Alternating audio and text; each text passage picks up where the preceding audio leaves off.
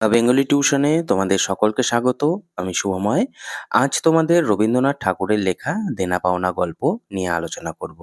তোমরা অনেকেই দেনা পাওনা গল্পটি পড়েছ এবং খুবই সুন্দর গল্প, রবীন্দ্রনাথ ঠাকুরের লেখা। এই দেনা পাওনা গল্পটি নিয়ে আজ আমরা পুঙ্খানুপুঙ্খ আলোচনা করব। প্রত্যেকটি লাইন ধরে ধরে আমরা আলোচনা করব। চলো তাহলে দেনা পাওনা গল্পটি আমরা পড়ে পড়ে কিছুটা বোঝানোর চেষ্টা করছি। ৫ ছেলের পর যখন এক কন্যা জন্মিল, তখন বাপ মায়ে অনেক আদর করিয়া তাহার নাম রাখিলেন নিরুপমা। তাহলে ৫ ছেলের পর একটি কন্যা সন্তান, তার নাম ছিল নিরুপমা। এ গোষ্ঠীতে এমন শৌখিন নাম ইতিপূর্বে কখনো শোনা যায় নাই। প্রায় ঠাকুর দেবতার নামই প্রচলিত ছিল, গণেশ, কার্তিক, পার্বতী তাহার উদাহরণ। এই ধরনের নাম আগেকার দিনে বেশিরভাগ রাখা হতো, গণেশ, কার্তিক, পার্বতী, লক্ষ্মী ইত্যাদি। এটাই এইখানে বলা হয়েছে। এখন নিরুপমার বিবাহের প্রস্তাব চলিতেছে। তাহার পিতা রামসুন্দর মিত্র অনেক খোঁজ করেন, কিন্তু পাত্র কিছুতেই মনের মতো হয় না। মানে তার বাবার একটি ইচ্ছা ছিল যে একটা ভালো পাত্রস্থ দেখে তার মেয়েকে তিনি কন্যাদান করবেন। অবশেষে মস্ত এক রায় বাহাদুরের ঘরের একমাত্র ছেলেকে সন্ধান করিয়া বাহির করিয়াছেন। মানে বড় ঘরে তার মেয়েকে দিবেন, এটাই তার আশা ছিল। উক্ত রায়বাহাদুরের পৈতৃক সম্পত্তি মানে পৈতৃক বিষয় আশয় যদিও অনেক হ্রাস হইয়া আসিয়াছে, কিন্তু বনেদি ঘর বটে, মানে আগে প্রচুর তাদের জমিজমা ছিল, এখনো আছে, কিছুটা কমেছে। বরপক্ষ হইতে ১০,০০০ টাকা পণ এবং বহুল দান সামগ্রী চাহিয়া বসিল। অনেক টাকা চাইল, মানে ১০,০০০ টাকা এবং অনেক কিছু। রামসুন্দর কিছুমাত্র বিবেচনা না করিয়া তাহাতেই সম্মত হইলেন। এমন পাত্র কোনো মতেই হাতছাড়া করা যায় না। কিছুতেই টাকার জোগাড় আর হয় না। বাধা দিয়া বিক্রয় করিয়া অনেক চেষ্টাতেও ১,০০০ ৬,৭ বাকি রইল। মানে তার মানে ৩-৪ হাজার টাকাই মাত্র দিতে পারছে, ৬-৭ হাজার বাকি থেকেই গেল। এদিকে বিবাহের দিন নিকট হইয়া আসিয়াছে। অবশেষে বিবাহের দিন উপস্থিত হইল। বিয়ের দিন চলে আসলো। নিতান্ত অতিরিক্ত সুদে একজন বাকি টাকাটা ধার দিতে স্বীকার করিয়াছিল, মানে টাকা দিতে চাইছিল অনেক টাকা সুদে, কিন্তু সময়কালে সে উপস্থিত হইল না। বিবাহ সভায় একটা তুমুল গোলযোগ বাধিয়া গেল। রামসুন্দর আমাদের রায়বাহাদুরের হাতে পায়ে ধরিয়া বলিলেন, শুভকার্য সম্পন্ন হইয়া যাক, আমি নিশ্চয়ই টাকাটা শোধ করিয়া দিব। রায়বাহাদুর বললেন, টাকা হাতে না পালে বর সভাস্থ করা যাবে না, মানে বরকে আমরা পিঁড়িতে বসাবই না যদি টাকাটা না পাই। এই দুর্ঘটনায় অন্তঃপুরে একটা কান্না পড়িয়া গেল, মানে ভেতরে মহিলা মহলে একটু কান্নার রব পড়ে গেল। এই গুরুতর বিপদের যে মূল কারণ, সে চেলি পরিয়া, গহনা পরিয়া, কপালে চন্দন লেপিয়া চুপ করে বসে আছে। তার মানে এখানে নিরুপমার কথা বলা হয়েছে। ভাবী শ্বশুরকুলের প্রতি যে তাহার খুব একটা ভক্তি কিংবা অনুরাগ জন্মিতেছে তাহা বলা যায় না। মানে প্রথমে এই অবস্থা, তাহলে শ্বশুরবাড়ির প্রতি তার যে একটা ভক্তি বা অনুরাগ থাকবে সেটা তো বলা যায়ই না। একটু তিতিবিরক্ত হয়ে গিয়েছে। ইতিমধ্যে একটা সুবিধা হইল, বর সহসা তাহার পিতৃদেবের অবাধ্য হইয়া উঠিল। মানে ছেলেটা তার বাবার কথা শুনতে চাইল না। সে বাপকে বলিয়া বসিল, কেনাবেচা দরদামের কথা আমি বুঝি না, বিবাহ করিতে আসিয়াছি, বিবাহ করিয়াই যাইব। বাপ যাহাকে দেখিল তাহাকেই বলিল, দেখেছেন মশাই, আজকালকার ছেলেদের ব্যবহার দেখেছেন? দুই একজন প্রবীণ লোক তাহারা বলিল, শাস্ত্র শিক্ষা নীতি শিক্ষা একেবারেই নাই, কাজেই মানে এখনকার ছেলেপেলে মডার্ন, এগুলো আর শাস্ত্র শিক্ষা তো আর শেখে না। বর্তমান শিক্ষার বিষময় ফল নিজের সন্তানের মধ্যে প্রত্যক্ষ করিয়া রায়বাহাদুর হতোদ্যম হইয়া বসিয়া রহিলেন। মানে তার ছেলেকে মডার্ন হতে দেখে তার বাবা অবাক হয়ে গেল। বিবাহ এক প্রকার বিষণ্ণ নিরানন্দ ভাবেই সম্পন্ন হইয়া গেল। মানে কোনো রকম উৎসব অনুষ্ঠান ছাড়াই একটু মন ভারাক্রান্ত হয়ে বিয়েটা শেষ হলো। শ্বশুরবাড়ি যাইবার সময় নিরুপমাকে বুকে টানিয়া লইয়া বাঁ পার চোখের জল ধরিতে পারিল না। মানে মেয়ে বিদায় দেওয়ার সময় নীরু জিজ্ঞাসা করিল, তারা কি আর আমাকে আসতে দেবে না বাবা? মানে যেহেতু টাকা পয়সা দিতে পারেনি, তাহলে কি আর আসতে দেবে না? রামসুন্দর বলিলেন, কেন আসতে দেবে না মা? আমি তোমাকে নিয়ে আসব। রামসুন্দর প্রায়ই মেয়েকে দেখিতে যান, কিন্তু বেয়াই বাড়ির তার প্রতি কোনো প্রতিপত্তি নেই। তার মানে বেয়াই বাড়িতে গেলে তিনি কোনো আদর সম্মান পান না। চাকরগুলো পর্যন্ত তাহাকে নিচু নজরে দেখে। অন্তঃপুরের বাহিরে একটা স্বতন্ত্র ঘরে ৫ মিনিটের জন্য কোনোদিন বা মেয়েকে দেখতে পান, কোনোদিন বা পানই না। মানে ঘরে তো ঢুকতেই দেয় না, বাইরে একটা বসবার জায়গা আছে, সেখানে ৫ মিনিটের জন্য হয়তো মেয়েকে দেখা করতে পারেন। কুটুম্ব গৃহে এমন করিয়া তার অপমান তো সহ্য করা যায় না। রামসুন্দর স্থির করিলেন, যেমন করিয়া হোক টাকাটা শোধ করিয়া দিতে হইবে। কিন্তু যে ঋণভার কাঁধে চাপিয়া আছে তাহারই ভার সামলানো দুঃসাধ্য। মানে কিছুটা তো ঋণ হয়েই গিয়েছে, এটাই তো কুলানো যাচ্ছে না। খরচপত্রে অত্যন্ত টানাটানি পড়িয়াছে এবং পাওনাদারদের দৃষ্টিপথ এড়াইবার জন্য সর্বদাই নানারূপহীন কৌশল অবলম্বন করতে হইতেছে। তার মানে পাওনাদাররা বাড়িতে এসে প্রেসার দিচ্ছে, তাকে এদিক ওদিক ম্যানেজ করে চলতে হচ্ছে। এদিকে শ্বশুর বাড়িতে উঠিতে বসিতে মেয়েকে খোঁটা লাগাইতেছে, মানে মেয়েকে তো খোঁটা দিচ্ছে। পিতৃগৃহের নিন্দা শুনিয়া ঘরে দাঁড় দিয়া অশ্রু বিসর্জন তাহার নিত্য ক্রিয়ার মধ্যে দাঁড়িয়েছে। তার মানে ঘরের মধ্যে ঢুকে চোখের জল ফেলা তার ডেলিকার কাজ। বিশেষত শাশুড়ির আক্রোশ আর কিছুতেই মেটে না, মানে শাশুড়ি তার প্রতি ক্ষিপ্ত হয়ে রয়েছে। যদি কেহ বলে, আহা কি শ্রী! বউ, বউয়ের মুখখানি দেখিলে চোখ জুড়াইয়া যায়, মানে বউটি দেখতে খুব সুন্দর। শাশুড়ি ঝংকার দিয়া উঠে বলে, শ্রী তো ভারী, যেমন ঘরের মেয়ে তেমনি শ্রী। মানে মেয়ের পরিবারই তো ভালো না, তো মেয়ে আবার কোথা থেকে ভালো হবে? এমনকি বউয়ের খাওয়া পরারও যত্ন হয় না। যদি কোনো দয়াপরাতন্ত্র প্রতিবেশীর কোনো ত্রুটির উল্লেখ করে শাশুড়ি বলে, ওই ঢের হয়েছে।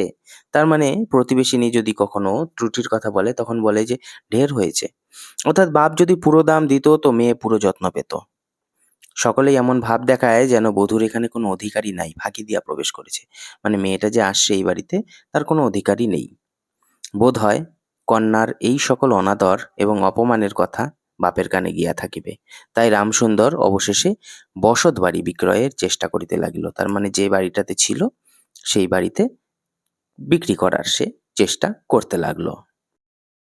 কিন্তু ছেলেদের যে গৃহহীন করিতে বসিয়াছেন সে কথা তাদের নিকট গোপন রাখিলেন। মানে এই বাড়িটা বিক্রি করলে তো ছেলেপেলেরা কোথায় যাবে? তো ছেলেদের কাছে সেটা গোপন রাখার চেষ্টাই করলেন। স্থির করিয়াছিলেন বাড়ি বিক্রয় করিয়া সেই বাড়ি ভাড়া লইয়া বাস করবেন। তবে বাড়ি বিক্রি করে দিবে, কিন্তু আবার সেই বাড়িতেই ভাড়া থাকবে। এমন কৌশলে চলিবেন যে তার মৃত্যুর পূর্বে একথা ছেলেরা জানিতেই পারবে না। কিন্তু ছেলেরা জানতে পারল। সকলে আসিয়া কাঁদিয়া পড়িল, মানে ছেলেপেলেরা। বিশেষত বড় তিনটি ছেলে বিবাহিত, বিয়ে করছে তারা, এবং তাহাদের কারোবার সন্তানও আছে। তাদের আপত্তি অত্যন্ত গুরুতর হইয়া দাঁড়াইল। বাড়ি বিক্রি করলে তারা যাবে কোথায়? তাই বাড়ি বিক্রি করা স্থগিত হইল, মানে বন্ধ হয়ে গেল। তখন রামসুন্দর নানা স্থান হইতে বিস্তর সুদে অল্প অল্প টাকা ধার নিতে লাগলেন। বিভিন্ন জায়গা থেকে প্রচুর সুদের হারে টাকা ধার নিতে লাগলেন। এমন হইল যে সংসার খরচ আর চলেই না। নীরু বাপের মুখ দেখিয়া সব বুঝতে পারল। বৃদ্ধের বক্ষ কেশে, শুষ্ক মুখে এবং সদা সংকুচিত ভাবে দৈন্য এবং দুশ্চিন্তা প্রকাশ হয়ে পড়ল। মেয়ের কাছে যখন বাপ অপরাধী তখন সে অপরাধের অনুতাপ কি আর গোপন রাখা যায়? মানে মেয়ের কাছে তো বাবা অপরাধী, এখন তার তো অনুতাপ সেটা কি আর গোপন রাখা যাবে? তার মুখেই চোখে সেটা ফুটে উঠছে। রামসুন্দর যখন বেয়াই বাড়ির অনুমতিক্রমে ক্ষণকালের জন্য কন্যার সাক্ষাৎ লাভ করিতেন তখন বাপের বুক যে কেমন করিয়া ফাটে তখন তাহার হাসি দেখলেই টের পাওয়া যেত। অল্প সময়ের জন্য যখন নিরুপমার সাথে দেখা করত তার বুকের ভেতরটা ফেটে যেত। সেই ব্যথিত পিতৃহৃদয়ে সান্ত্বনা দিবার উদ্দেশ্যে দিন কতক বাপের বাড়ি যাইবার জন্য নীরু নিতান্ত অধীর হইয়া উঠিয়াছে। তার মানে নীরু এখন বাপের বাড়ি যাওয়ার জন্য একটু অধীর হয়ে উঠেছে, মানে সে ব্যস্ত হয়ে উঠেছিল। বাপের ম্লান মুখ দেখিয়া সে আর দূরে থাকিতে পারে না। একদিন রামসুন্দরকে কহিল, বাবা, আমাকে একবার বাড়ি লইয়া যাও। রামসুন্দর বলল, আচ্ছা, নিয়ে যাব। কিন্তু তাহার কোনো জোর নেই। নিজের কন্যার উপরে পিতার স্বাভাবিক অধিকার আছে, তাহা যেন পণের টাকার পরিবর্তে বন্ধক রাখতে হয়েছে। মানে তার মেয়ের উপরে যে অধিকারটুকু আছে সেটা পণের টাকা যেহেতু দিতে পারেনি তাই সেটা বন্ধক রাখতে হয়েছে। এমনকি কন্যার দর্শন সেও অতি সসংকোচে ভিক্ষা চাইতে হয়, মানে মেয়ের সাথে দেখা করবে সেটাও ভিক্ষা চেয়ে দেখা করতে হচ্ছে, এরকম অবস্থা আর কি। এবং সময় বিশেষ নিরাশ হইলে দ্বিতীয় কথাটি কহিবার মুখ থাকে না। কিন্তু মেয়ে আপনি বাড়ি আসিতে চাইলে বাপ তাহাকে না আনিয়া কেমন করে থাকে? মেয়ে যদি নিজেই বাড়ি আসতে চায় বাবা আনবে না এমনটা তো হতে পারে না। তাই বেয়াইয়ের নিকট সে সম্বন্ধে দরখাস্ত পেশ করিবার পূর্বে রামসুন্দর কত হীনতা, কত অপমান, কত ক্ষতি স্বীকার করে যে 3,000 টাকা সংগ্রহ করেছিল সেই ইতিহাস গোপন থাকাই ভালো। তার মানে 3,000 টাকা সে যে কালেকশন করেছিল এই দিক ওদিক থেকে, সেই ইতিহাস কাউকে না বলাই ভালো। নোট কয়খানি রুমালে জড়াইয়া চাদরে বাঁধিয়া রামসুন্দর বেয়াইয়ের নিকট গিয়া বসিলেন। প্রথমে হাস্যমুখে পাড়ার খবর পাড়িলেন, তার মানে হাসি মুখে প্রথমে পাড়ার খবর বলতে শুরু করলেন। হরেকৃষ্ণর বাড়িতে একটা মস্ত চুরি হইয়া গিয়েছে, তাহার আদ্যপান্ত বিবরণ বলিলেন। নবীন মাধব ও রাধা মাধব দুই ভাইয়ের তুলনা করিয়া বিদ্যাবুদ্ধি ও স্বভাব সম্বন্ধে রাধা মাধবের সুখ্যাতি এবং নবীন মাধবের নিন্দা করলেন। দুজনের মধ্যে ট্যালি করলেন। শহরে একটা নতুন ব্যামো এসেছে, মানে রোগ এসেছে, সে সম্বন্ধে অনেক আজগুবি আলোচনা করলেন। অবশেষে হুকাটি নামাইয়া রাখিয়া কথায় কথায় করলেন, হা হা বেয়াই, সেই টাকাটা বাকি আছে বটে। রোজই মনে করি যাচ্ছি, অমনি হাতে করে কিছু নিয়ে যাই, কিন্তু সময়কালে মনে থাকে না। আরে ভাই, বুড়ো হয়ে পড়েছি, মানে কথার ইয়েতে বলছেন।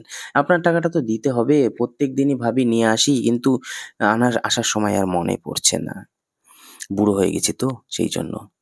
এমনি এক দীর্ঘ ভূমিকা করে পঞ্জরের তিনখানি অস্থির মতো সেই তিনখানি নোট যেন অতি সহজে অতি অবহেলে বার করলেন। সবেমাত্র ৩,০০০ টাকার নোট দেখিয়া রায়বাহাদুর অট্টহাস্যি করে উঠিলেন। আর রায়বাহাদুরের কাছে ৩,০০০ টাকা তো কোনো ব্যাপারই না।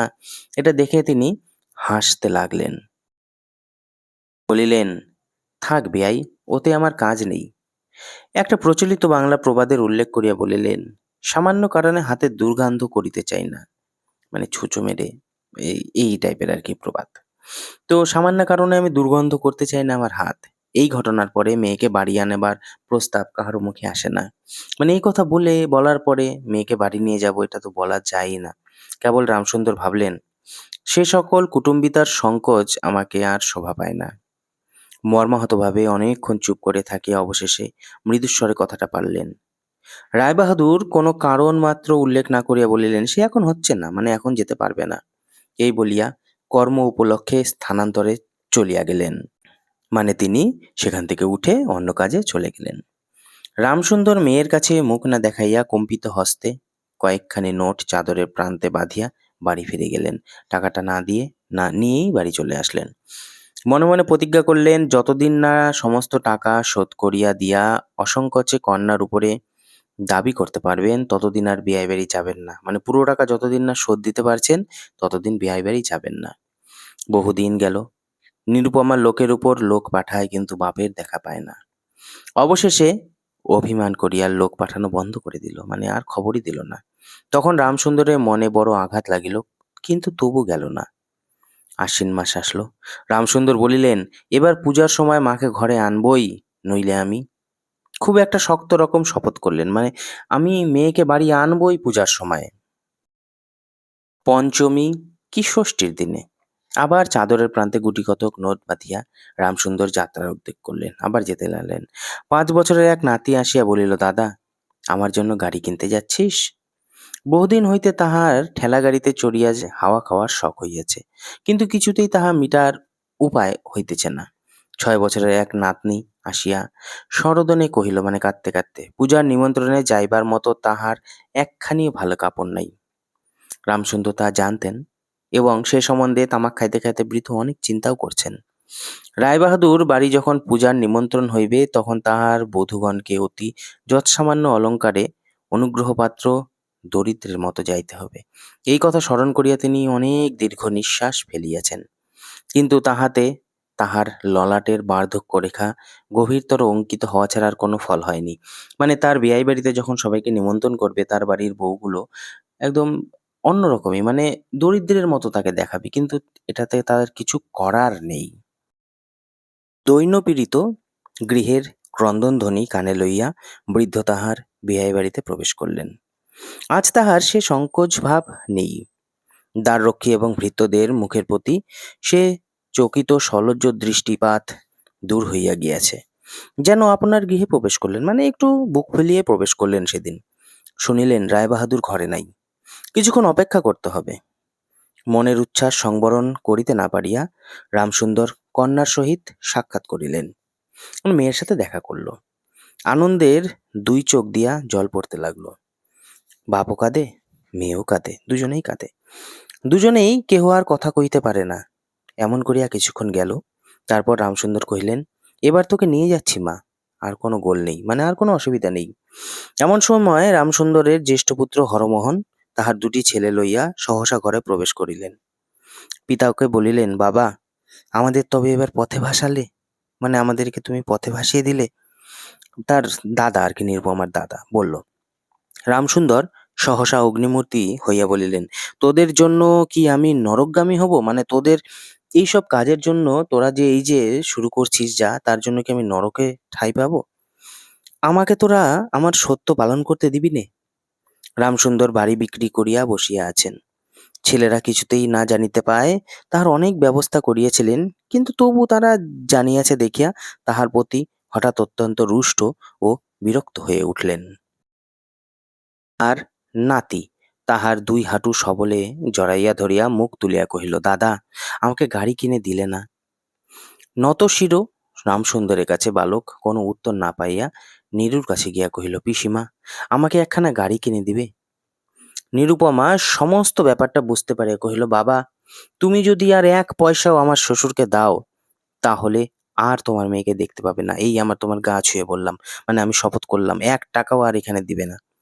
রামসুন্দর বললেন, ছি মা, অমন কথা বলতে নেই। আর এই টাকাটা যদি আমি না দিতে পারি, তাহলে তোর বাপের অপমান, আর তোরও অপমান। নীরু কহিল, টাকাটা যদি দাও তবেই অপমান। তোমার মেয়ে কি কোনো মর্যাদা নেই? আমি কি কেবল একটা টাকার থলি? যতক্ষণ টাকা আছে ততক্ষণ আমার দাম। না বাবা, এ টাকা দিয়ে তুমি আমাকে অপমান করো না। তাছাড়া আমার স্বামী তো এ টাকা চান না।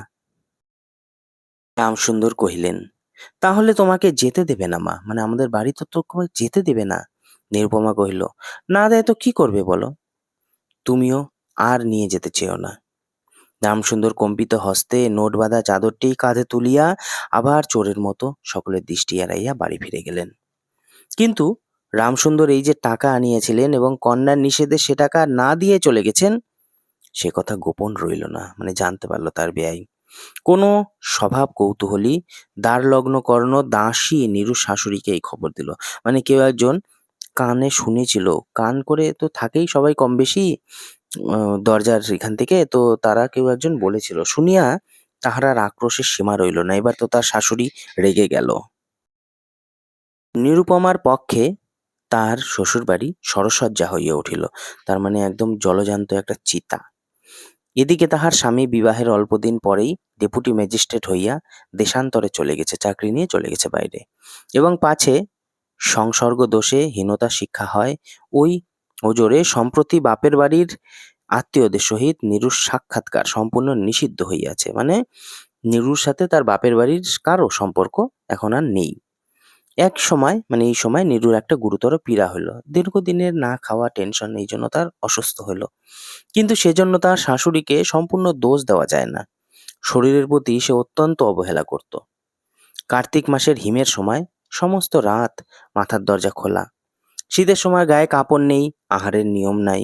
দাসীরা যখন মাঝে মাঝে খাবার আনিতে ভুলিয়া যাইত, তখন যে তাহাদের একবার মুখ খুলিয়া স্মরণ করিয়ে দেওয়া, তাহাও সে করতো না। না খেতে দিলে নেই, এরকম একটা ব্যাপার।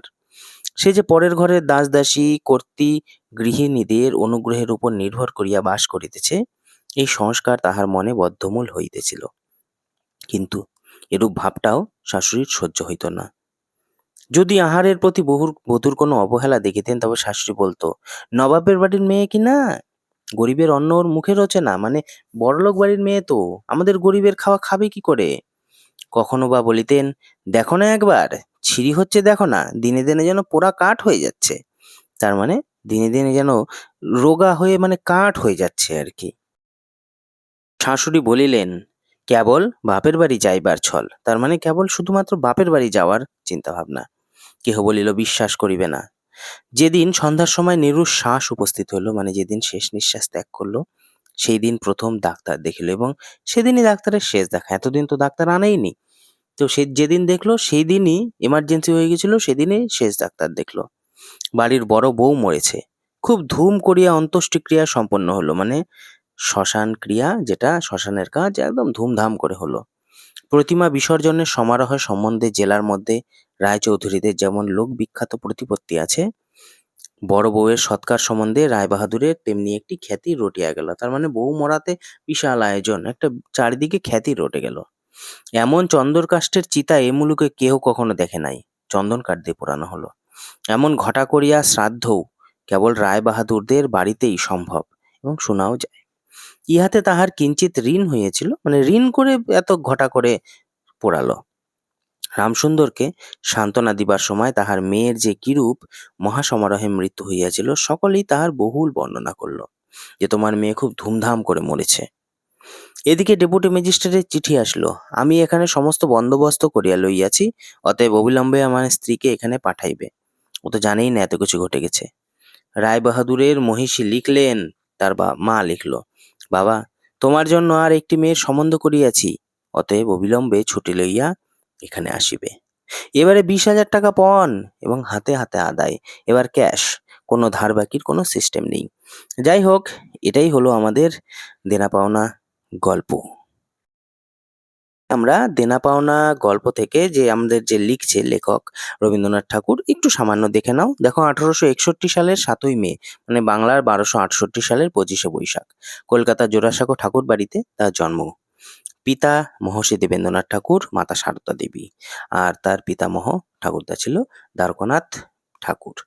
বালক রবীন্দ্রনাথ প্রথাগত শিক্ষায় মন বসেনি, তার মানে ছোটবেলা থেকেই এই যে আমরা 1, 2, 3, 4, 5, 6 পড়ি, এই প্রথাগত শিক্ষায় তিনি মন বসেনি। তিনি বাড়িতে থেকেই পড়াশোনা করেছিলেন। 12 বছর বয়স থেকে কবিতা লিখতে শুরু করেছিলেন। অনেক কবিতা টবিতা লিখছে, উপন্যাস লিখছে, এগুলো সব লেখা আছে এখানে, একটু দেখে নেবে।